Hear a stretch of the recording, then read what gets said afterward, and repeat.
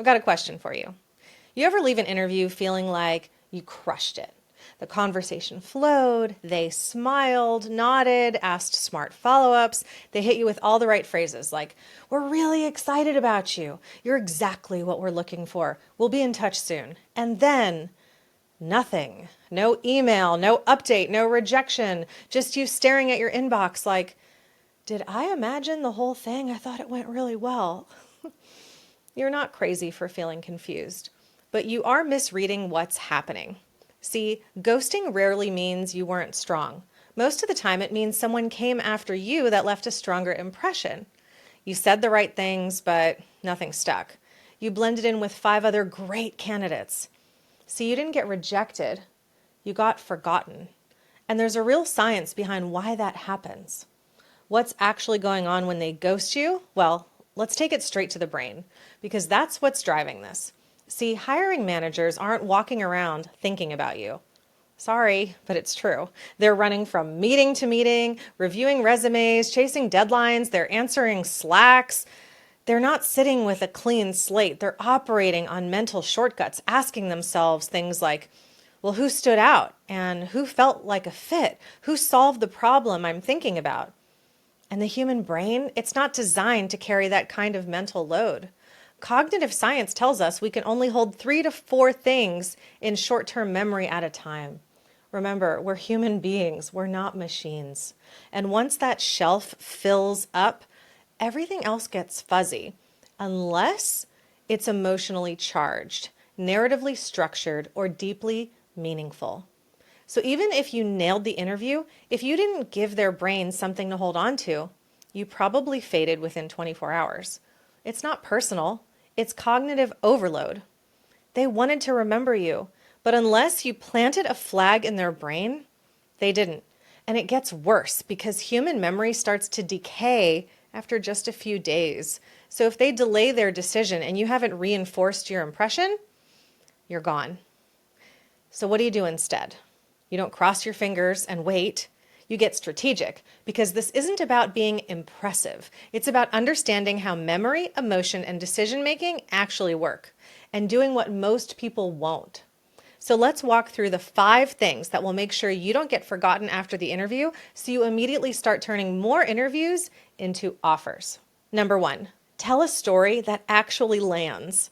This is the number 1 thing that creates emotional memory. Why?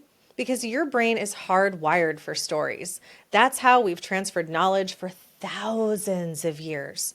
We all remember where we were during that call. We all remember how it felt when a project blew up and we had to fix it by morning. Facts get skimmed. Stories get stored. But here's what most people say in an interview. Yeah, we had some churn, so I worked with the team to fix onboarding. We ended up reducing churn by about 20%. Sounds fine, right? Even kind of rehearsed. Except it doesn't land. See, there's no setup, no tension. There's no emotion.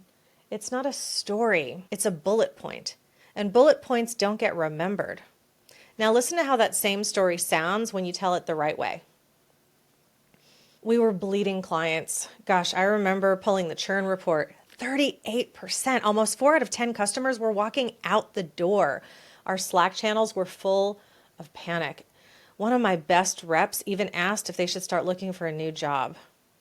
So I pulled usage data from 3 different platforms. I found the exact point where engagement was dropping, and I rebuilt the onboarding flow from scratch. Then I convinced our VP to jump on calls with every red flag account. In 60 days, churn dropped by 21%. We saved over $800,000 in revenue and even turned 2 accounts into referral clients. That lands. Why? Because it follows the emotional sequence. Setup, tension, action, payoff. That's how you create memory. It's called the narrative advantage. Emotion plus detail activates more brain regions than facts alone. In fact, studies show stories are up to 22 times more memorable than isolated data. Now, number 2, ask identity-based questions. At the end, most people wrap with something like, "Thanks again, what are the next steps?" And that's fine, but it's forgettable. Instead, say something like, "Is there anything in my background that gave you pause?" If someone was crushing it at this role 60 days in, what would that look like?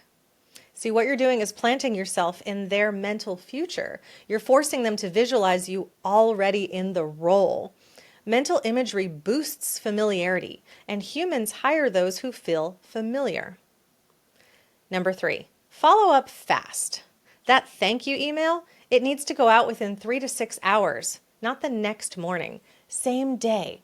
And here's what it should include: a quick, genuine thank you, a callback to something they said, a micro story that reinforces your value, and a simple note of continued interest. This taps into recency bias. The memory of you is still active, so you're reinforcing it. You're doing that before it fades. It's like hitting save before the file disappears. All right, number 4, eliminate comparison friction. You're not just being evaluated, you're being stacked. And most managers don't pick the best, they eliminate until someone's left. So preempt the comparison game. Something like, you might be wondering if I've ever scaled a team.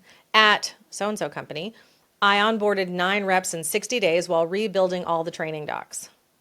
The brain relaxes when you answer unspoken questions, and that lowers perceived risk. Number 5, be relational, not robotic. People don't hire LinkedIn bios. They hire people they want to work with. So drop the perfect pitch voice and talk like a peer. If we were working together, I'd probably start by mapping out the customer journey gaps. One thing I've learned revamping onboarding: don't overcomplicate it. When you do this right, their brains start simulating what it's like to actually work with you. And once that mental connection is there, you're halfway hired. So those are the 5 steps. Now let's talk about follow-up, because this is where most people completely drop the ball. You finish the interview, you feel good, you send a thank you email, maybe, and then you wait and wait. That silence you're sitting in, that's where your chances go to die, because staying top of mind isn't passive, it's engineered. Here's the cadence I want you to follow. Same day, you send that thank you email we talked about. Then day 3, you lightly check in, not with desperation. Just, hey, wanted to see if there's anything else I can send over that would be helpful. It keeps the thread open, keeps you active in their mind. Day 7, now you add value. You send an article, a resource, or a simple idea related to the role or something you discussed. This is what makes you feel like a colleague, not a candidate. Day 14, you stay visible. You reach back out and say, I'm still really excited about the opportunity, just wanted to check in and see if there's any movement or feedback on your side. That reminds them you're still here without being annoying. And day 21, if you still haven't heard back, you nudge confidently. I'm wrapping up conversations with a few other teams this week, but I wanted to circle back here first. I really enjoyed our conversation, and I'd love to stay in touch if it's still a fit. This is called spaced repetition, a proven strategy in memory science. You're not pestering, you're reinforcing your presence strategically, just as their brain is starting to forget you. Most candidates follow up once, maybe twice, then disappear. You become the one who's still standing when everyone else fades away. If you walk away with anything from this video, let it be this. You're not just interviewing, you're engineering a memory. Most people go into interviews thinking it's a performance. Answer questions, smile, hope for the best. But the truth?